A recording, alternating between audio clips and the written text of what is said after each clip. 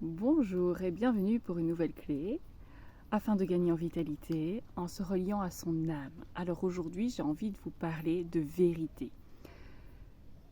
Là où on peut gagner en vitalité, c'est d'incarner sa vérité.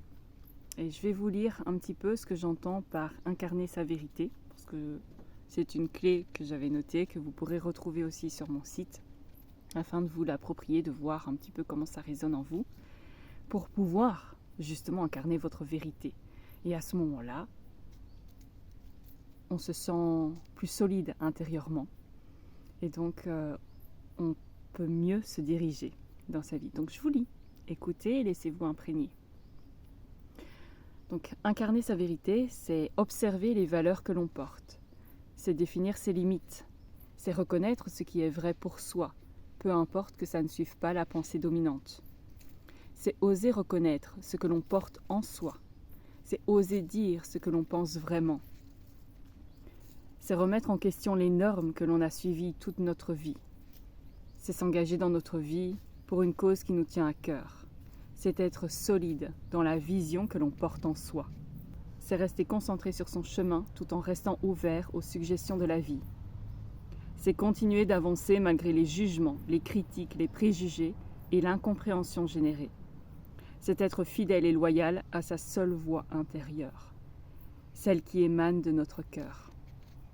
C'est pouvoir se remettre en question et réajuster sa direction quand il le faut. Vivre selon sa vérité, c'est déconstruire pour mieux bâtir. C'est accepter de reconnaître nos forces et nos faiblesses et co-créer en équipe en reconnaissant les forces des autres. C'est suivre son propre fil rouge. C'est porter sa voix dans sa rectitude et son intégrité. C'est marcher sa parole. Instaurer une cohérence interne et externe.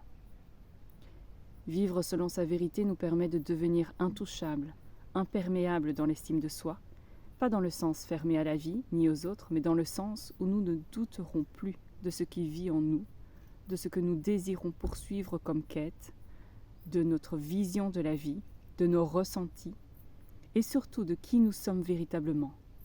Cela permettra d'être en paix avec les autres et de les soutenir dans cette reconnaissance, afin de co-créer de merveilleuses relations.